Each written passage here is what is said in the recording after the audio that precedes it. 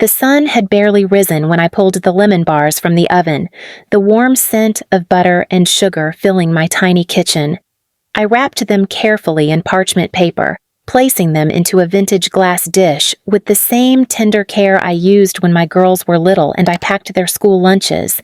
Today was my daughter Michelle's baby shower, my first grandchild. I had dreamt of this moment for years, watching Michelle become a mother, holding that tiny new life in my arms, passing down old family stories, lullabies, and the quiet strength only women who've endured heartbreak can teach. But I could already feel something was off. Something cold had been growing between Michelle and me for a while, subtle jabs, missed calls, holidays spent with her in-laws instead of me. Still, I chalked it up to life getting in the way. She was busy. She was married. She was about to have a baby. Surely I was just being sensitive. Or so I told myself. Please subscribe to our channel and tell me in comments from where are you watching this video. I had spent the whole week preparing for her big day. I sewed tiny booties in soft blue yarn, baked her favorite cookies, and even brought out the handmade quilt my mother gave me the day I came home with Michelle from the hospital.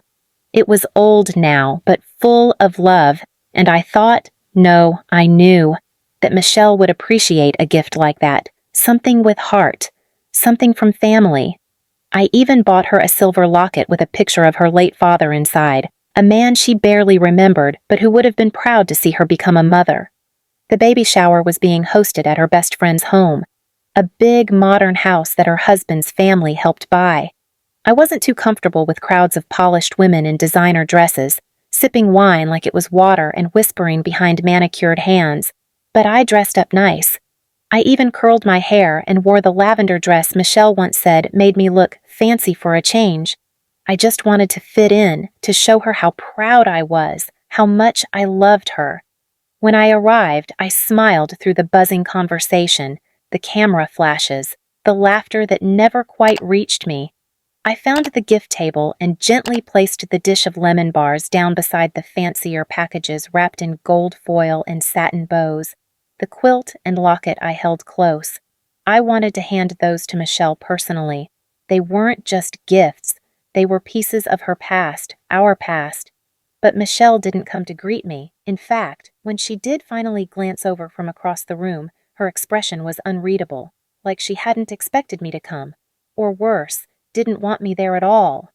I waved, awkwardly. She gave a small nod and went back to talking with her husband's mother, a woman who had always looked at me like I was a weed in her perfect garden. Still, I tried not to let it bother me. Maybe Michelle was overwhelmed. Maybe she didn't sleep well. I approached her slowly, gently tapping her arm. "Sweetheart," I said, "you look beautiful. Just like when you were little and used to dress up in your fairy wings and dance in the hallway." Her smile was tight. "Hi, Mom," she said, her voice barely above a whisper. "Thanks for coming." That was it. I stood there for a beat too long before stepping back, blinking the sting out of my eyes. I made my way to the kitchen, hoping to help out, to find a place where I could be useful. But everything had already been catered. Waiters whisked past me carrying canapes and sparkling water, and the host, Michelle's friend Candace, gave me a look that could have frozen fire. "Oh," she said, her smile brittle. "Michelle didn't mention you'd be coming." "We weren't really planning for extras in the kitchen." I forced a smile and stepped back. I wandered outside to the patio, where a few younger women were taking selfies with their bump-shaped cakes. I sat alone on a wicker chair under the shade of a tree, and then I saw it, the guest of honor seat at the head of the long decorated table, wrapped in pink tulle and sprinkled with rose petals. It was empty. Michelle walked over with her mother-in-law and guided her into it, calling out, "Let's get a photo of Grandma-to-be."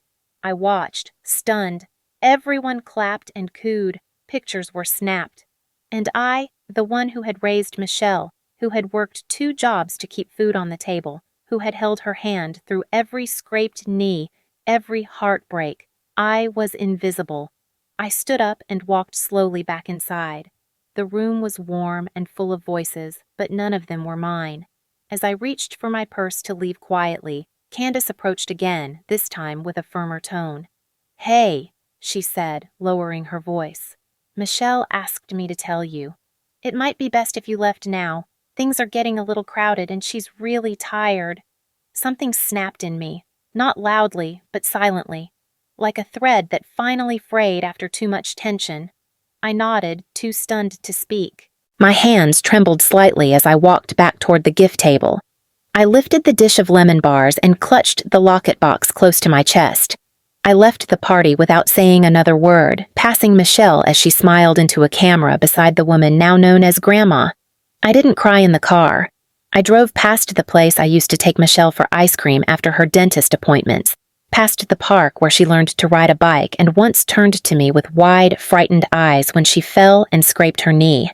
I had held her then, kissed her forehead, and whispered that I would always be there for her, but I wasn't there now. Not really. Not in the way she wanted. I pulled into the driveway of a small apartment building across town and knocked gently on the door. It opened slowly and my younger daughter Emily peeked out, her eyes widening in surprise. "Mom?" I smiled softly and held out the warm lemon bars in the small box. "I think you could use these more than your sister." And with that, the story truly began. Emily stared at me, confused at first, then stepped aside without asking another question. Her apartment was small, cozy, and smelled faintly of cinnamon and lavender.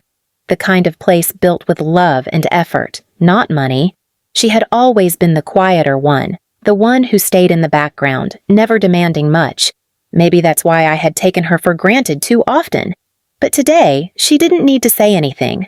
She saw it in my eyes, in the way my hands clutched the quilt like it was the only thing keeping me upright. We sat down at her little kitchen table and I gently placed the lemon bars in front of her.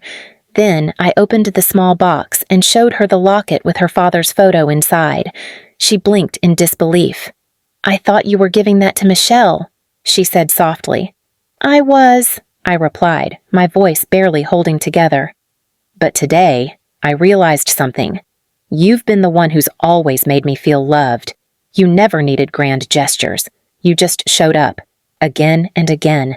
She didn't say a word, just reached across the table and held my hand. Later that evening, we curled up on her sofa and watched a movie together like we used to when she was younger. No fancy decorations, no parties, just warmth and presence. Emily had never asked for more, but she deserved everything. That night, I slept peacefully for the first time in weeks. The next morning, I did something I hadn't planned on. I called my lawyer, and that's when the real gift began to take shape. 3 weeks later, I sat once again at Emily's kitchen table, this time with 2 cups of tea and a manila envelope between us. The lawyer had sent it over that morning, officially finalized, signed, and witnessed. I slid it across to her gently. "What's this?" she asked. "It's the revised will," I said, watching her eyes widen. "Mom."